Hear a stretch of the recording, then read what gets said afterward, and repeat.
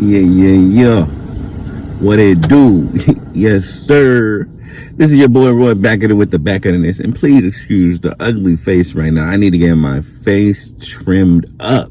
As you see, this lineup needs to be realigned. But you know what? I am aligned with the higher power, which is the Eagles. And this is the Preaching to the Birds podcast. So we're going to get y'all aligned with the news, the recent Eagles news. And we're going to talk about what it do in this motherfucker. So if you don't know, I'm your boy Roy. I'm your host for this podcast, the Preaching to the Birds podcast. And we got a lot of news to go over, right? So we got a new cornerback entering the fold, a new bird entering the fold, a new bird about to spread his wings. Bradley Roby has now joined the practice squad. I really wish that Bradley Roby had just been signed to the active team, but fuck it, we're going to play the game. We're going to bring him up 3 times and we're going to find out. Fuck around and find out, you know what I'm saying? But Bradley Roby is here. He's accomplished, veteran piece, has played on multiple teams, including the Broncos and the Texans, you know what I mean? He had a lot of offers from other teams, but we're glad to have him here. Hopefully he can play, his position was a slot, and then, let our main guys do their main things, being Darius Slay and James Bradbury, that can go to their positions where they play the best outside, where we need them. Outside, locking it down. You know what I'm saying? But, yeah, so we got that news. Fletcher Cox is going to be out for the game. So we got the young bucks about to step up. We got to see how that goes. But let's just get into this news.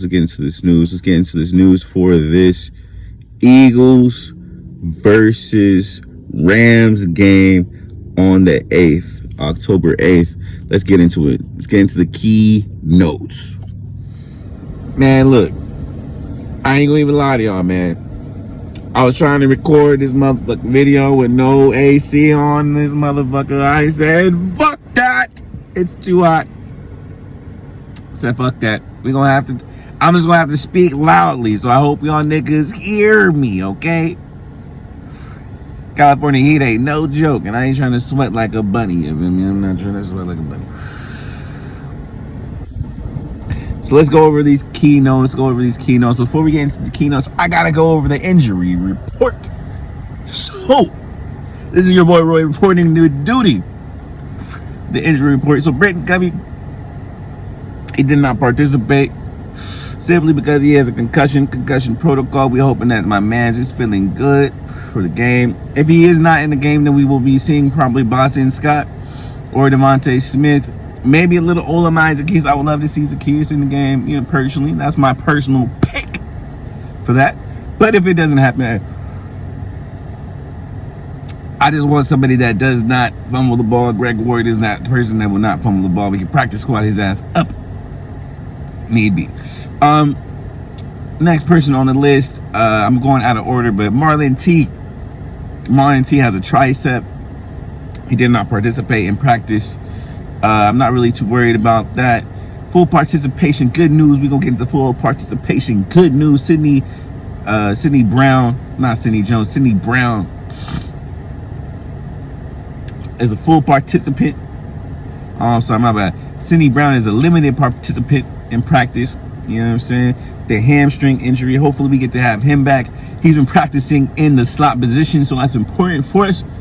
We need to have him there for the depth of that situation. Justin Evans is a full participation. That's who I meant to say earlier.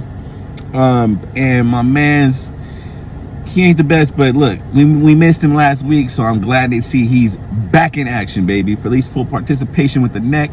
And there was one more player, full participation. Oh, and Quez. My name Quez is fully participating. Finally, Quez is fully participating in the game. The last person we got to talk about is bad news, sadly. Cam Jurgens. He did not participate in practice, and he will be out this game because of a foot sprain. He isn't going on IR yet, so we will find out soon whether my man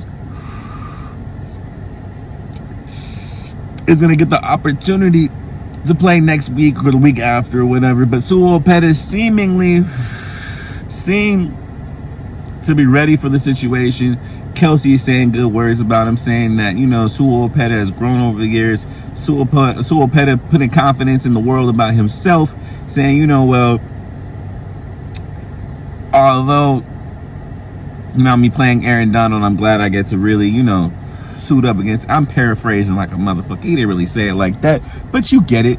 He didn't seem scared when he was talking to reporters. Come on, that's what I want to see. Hopefully, we just run away from that nigga and give Sua Opeta a little help. Obviously, he wasn't starting for a reason. But, Sua Opeta to me, though, that man is a run blocking monster. So hopefully we run the ball. So let's just get into the keys of the game. And obviously, since I left with running the ball, let's start with that. So, I think the Eagles' key to winning the game is to control the line of scrimmage on both sides of the football. Both sides, okay? So, that being said, the Rams defense is ranked 29th. 29th, right? I'm not going to go over the whole percentages of what they're ranked on passing, what they're ranked on running downs and shit like that. Them boys is soft. They don't got enough talent. I'm just going to be honest with you. They don't got enough talent in the front. They don't got it. They don't got it like that. So we ain't going to even go over that. We're just going to tell you the 29th ranked defense altogether, right? Aaron Donald's a monster, but if we can double team that nigga, let's run on their ass. They don't got nobody in their secondary that really scares me. I can't name a corner they have, so hopefully we can get that passing game accomplished. If you got Devontae Smith, A.J. Brown, start them niggas on your fantasy team. Fuck the bullshit. I don't know a corner they got over there. I don't even know a safety, to be honest. Whatever. Obviously, key to the game is control. Aaron Donald. Don't let that man destroy the game. Don't let that man be a one-man wrecking crew. That is obviously a key to the game. But for the most part, it's really just controlling the line of scrimmages. And that's the key every game, to be completely honest with you. But for this game, more apparently, just because Matthew Stafford has thrown for 1,000 yards. He's thrown for 1,233 yards, to be specific. But the man's has also thrown 5 interceptions. If we can get to the man's, then we can get him to give it up. We can get him to give it up like a girl after a breakup. You know what I'm saying? Come on. That's what we need. We need to see broken up Matthew Stafford, giving up the ball, giving us the goods. You know what I'm saying? That's what we need. We need another couple interceptions, another couple of fumbles. It's a weak NFC East team. They're a year away. Our biggest key to the game is we cannot be out-coached. We cannot be out-coached with this running game. The Rams are only averaging 3.8 yards per carry, but Kyren Williams already has 230 yards rushing, but he has 5 tubs. So we got to be careful of Kyren Williams in the end zone. They like to use him to get that touchdown machine rolling. But yeah, that's really it for the keys to the game. It's really not much to worry about. We just got to tighten up with the secondary. They're going to be trying to really throw the ball on us for real. Puka Nacua is balling the fuck out. He's second in the league in receiving yards behind Justin Jefferson only. Cooper Kupp may be coming back for this game. They open up their practice window. Like I said in the beginning, Bradley Roby is on the squad. So hopefully, you know what I mean, we can get that secondary figured out for us. You feel me? We can get that secondary lined up and getting according plays accomplished. You feel me? But if not, I'm just hoping that D-line takes over. Like I said, we must control the line of scrimmage. They ain't got shit for us in that O-line of theirs. They ain't got a single tackle that I know of off the top of my head. They got one good guard. I don't even know if that nigga starts. Let's be honest here. Let's be real. I think we can beat these boys. I think we can beat these boys bad.